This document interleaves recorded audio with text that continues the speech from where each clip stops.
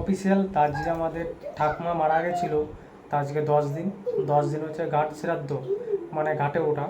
তা আমি এখন যাব ঘাটে উঠবো, মানে কামাবো, নখ বা দাড়ি চুল এগুলো কাটবো। তা কী করবো না করবো সবই এই ভিডিওটার মাঝে দেখাবো তোমাদেরকে।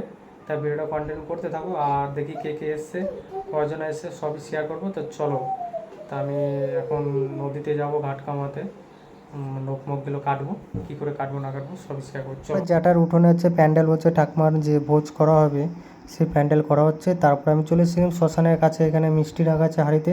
তো কেমন সাইজের মিষ্টিগুলো একটু দেখাবো তোমাদেরকে। তো এখানে সবাই কাটছে, দেখো কাটছে এখন।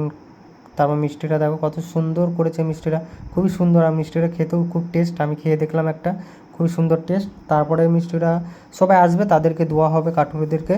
আর এখানে আমি দাড়িটা সেভ করে নিচ্ছিলাম, আর তারপরে আমার আসল লুকখানা দেখতে পাবে যে কত সুন্দর হয়েছে লুকটা, সেটা শেয়ার করবো। আর আমাদের এটা হচ্ছে তারা ভান্ডারি, আমাদের খুব সবাই মানে কাজ করে এখানে আসলেই, যেই মারা যাক না কেন তাদেরকে দিয়েই কাজ, এদেরকে দিয়েই কাজ করানো হয়। এদেরকে দিয়ে ঘাট কামানো বা ঘাটে ওঠা এটা দিয়ে আমরা করি।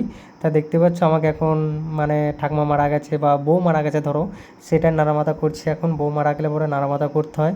অ্যাকচুয়ালি আমার ঠাকুমা মারা গেছে অনেক, 105 বছর বয়স ছিল। তা দেখতে পাচ্ছ কত সুন্দরভাবে করছে, আর খুবই ভালো লাগছে নাড়ামাথাটা করতে আমার। আর এখানে অনেক মানুষ দেখছিলো, আমার ওই একটা ভাইপো ছিল, সবাই এখানে বসে বসে দেখছিলো আমি কি করছি না করছি, সেটাই শেয়ার করবো তোমাদের কাছে। তা দেখো কীরকম লাগছে আমার লুকটা, একটু বলবে ভালো লাগছে না খারাপ লাগছে, একটু কমেন্ট করবে। আর গেঞ্জি মেঞ্জি পরে আসবো, নদীতে গেছিলাম, তা এখন গেঞ্জি মেঞ্জি পরবো। পরার পরে দেখি নিরামিষ কী আছে, রান্না হয়েছে সেগুলো খাবো। তো ভিডিওটা ভালো লাগলে লাইক, কমেন্ট, শেয়ার, সাবস্ক্রাইব করে দিও। টাটা।